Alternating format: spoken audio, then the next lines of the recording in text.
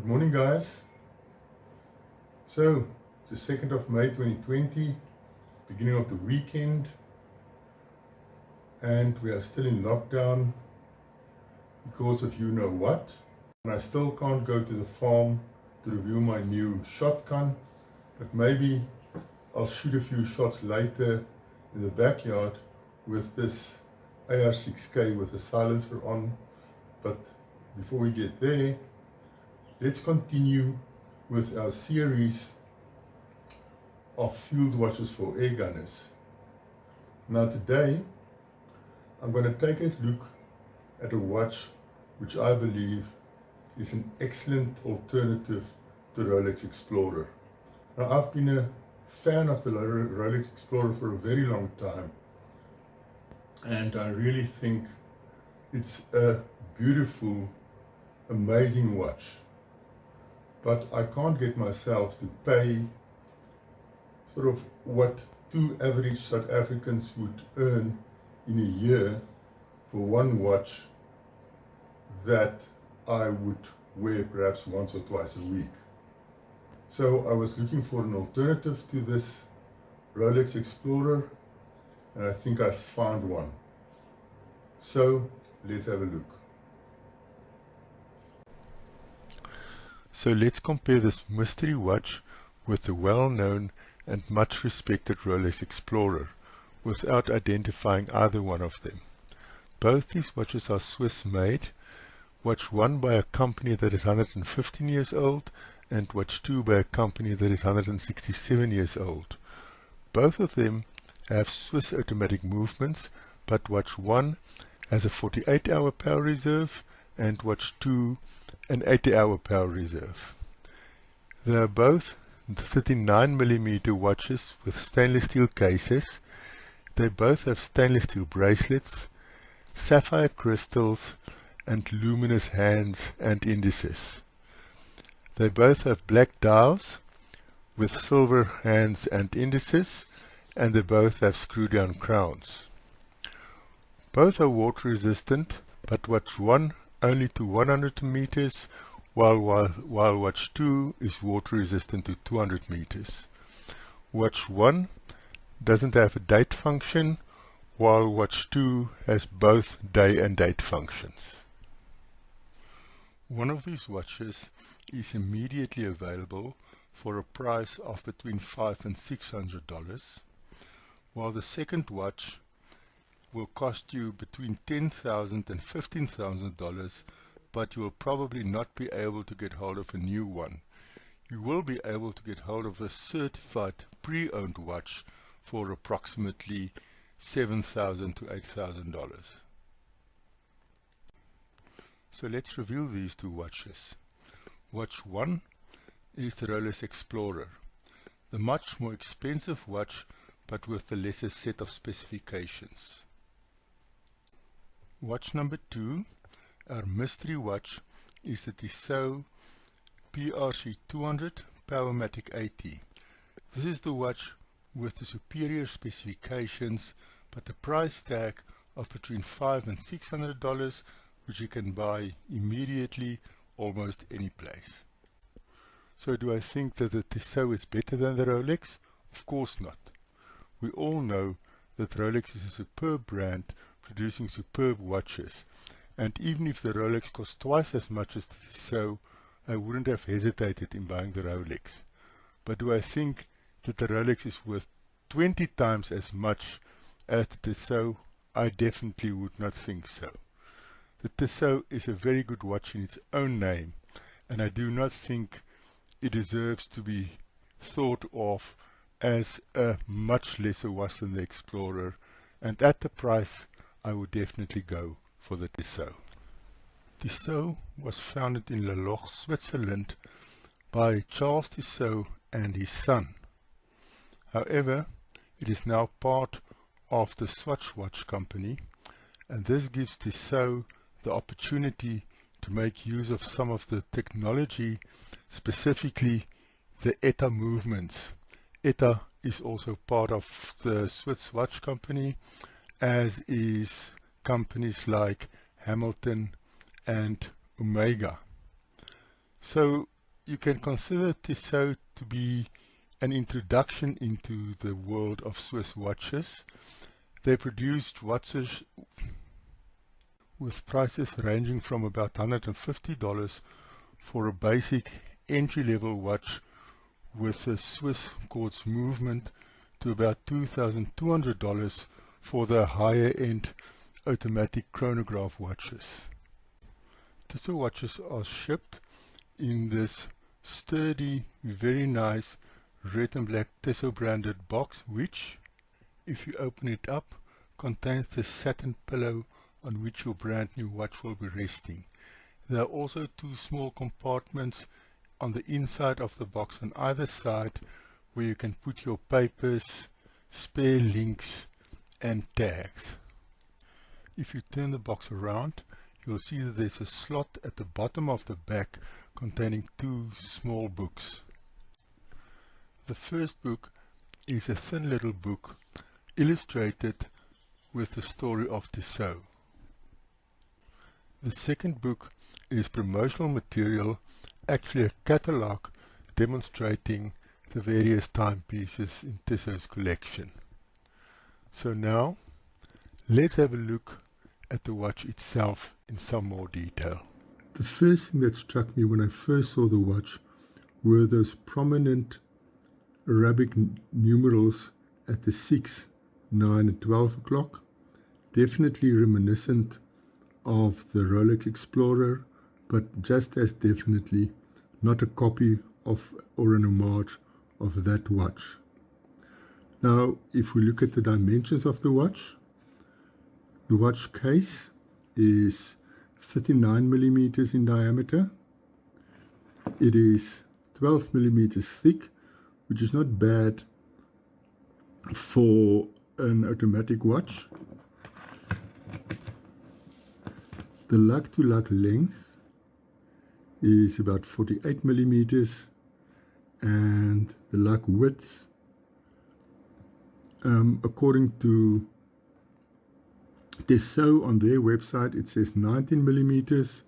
According to Amazon's website, it says 20 millimeters. I myself tried to measure it with a ruler. I don't have calipers, and it seems to me to be between 19 and 20 millimeters wide.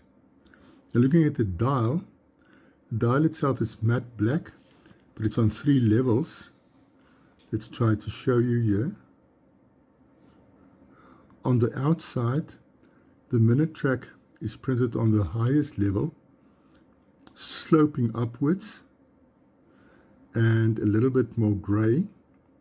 And then on the middle level of the dial, you find the hour markers that are applied. It seems like stainless steel, and they have Lume, some Lume on the ends. The Arabic numerals at the 12 and the 9 and the 6 o'clock positions are filled with Lume. And then on the inner part of the dial, which is the lowest part of the dial, you find Tissot 1853, referring to the age of the company, and POWERMATIC 80 at the bottom. At the 3 o'clock position, you find a silver framed day and date function, and then the hands, also loomed, are what could be best described as stick-shaped, both for the hour and the minute hand. The second hand, however, is more like a needle second hand with the T of the Tissot on the counterbalance, and I find that quite cool. The case itself is 3/6L stainless steel, and with brushed and polished finishes. There's these grooves running below the bezel and then along the length of the dial, which I don't find particularly nice, but they are there and they do create some interesting shapes. The crown is a screw-down crown, which is signed, and it's nice and big, so it's not difficult to adjust or to wind the watch. The movement, which you can see there, is the ETA POWERMATIC 80, but it's a TISSOT signed rotor. This POWERMATIC 80 is quite interesting in that it is a development of the ETA 2824, I think, but where the beat rate has been lowered to a 3 Hz movement, and that helps with the 80 hours power reserve of this watch.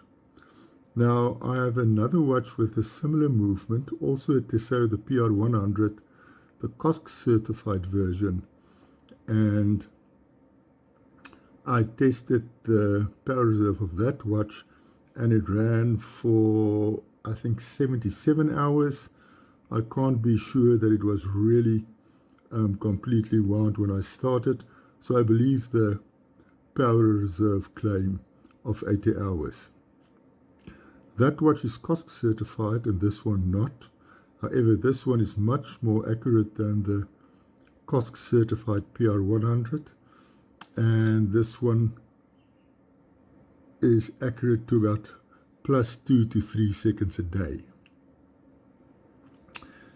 The bracelet is a stainless steel bracelet, and I don't know exactly what you call that design. The end links are solid and they fit precisely in between the legs. Bracelet also continues with that theme of the brushed surface with the polished grooves on the bracelet. The links are also solid and the bracelet is quite comfortable. However, one of the problems with this bracelet is the clasp, which I find a bit disappointing for a watch of this price. It's a pressed metal clasp, which is okay, I guess, but I think for the price I would have preferred the clasp to be a little bit better.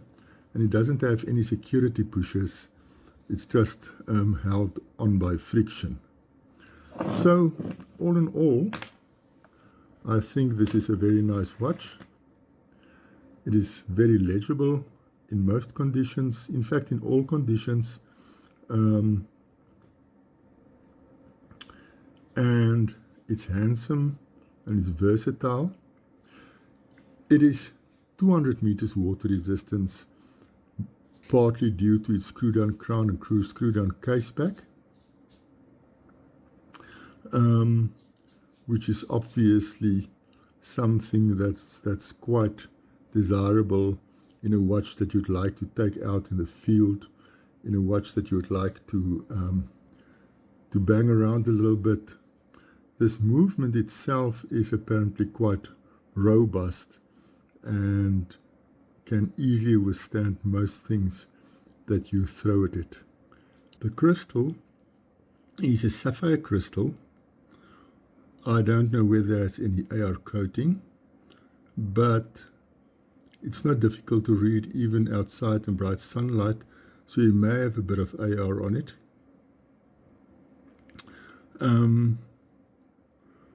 So all in all, the watch has some great specs, and I really like this watch. And next, we'll have a look at the Lume.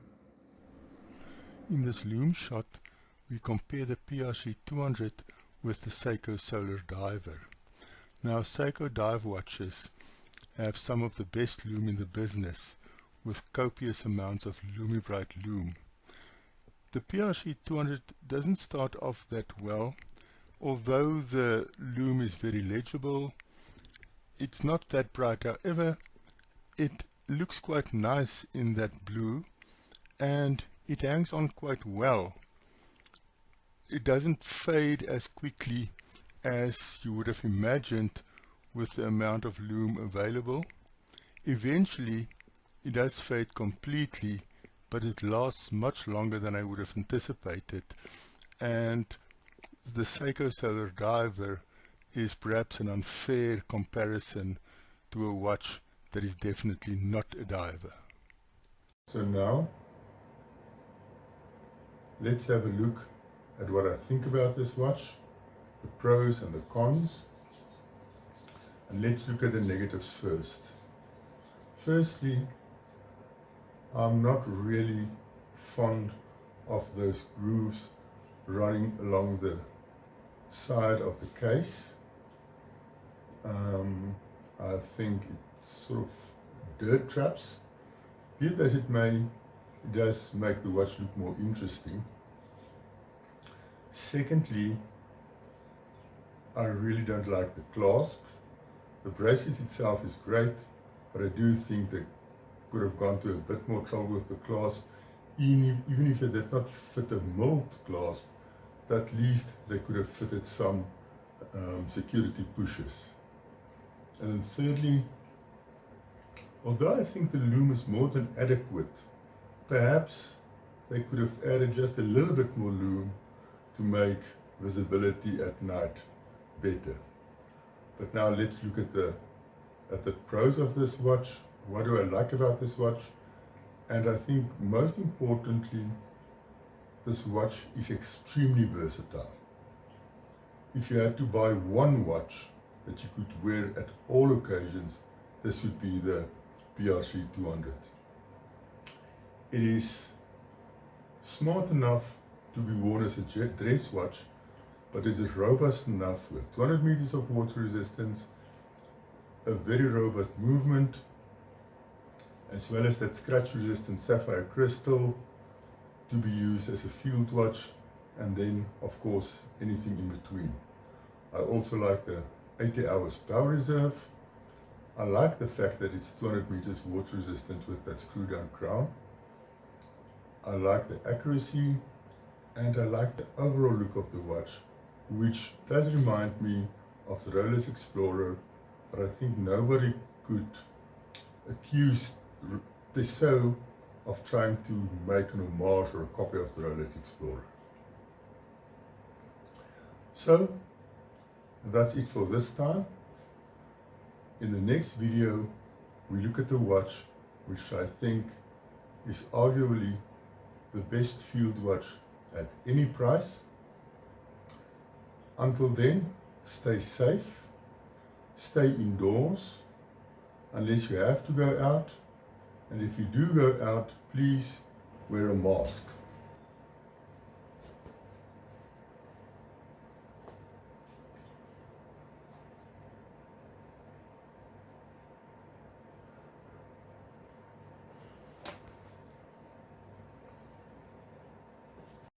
If everybody wears masks, we lessen the chance of spreading the disease, and we also lessen the chance of catching the disease.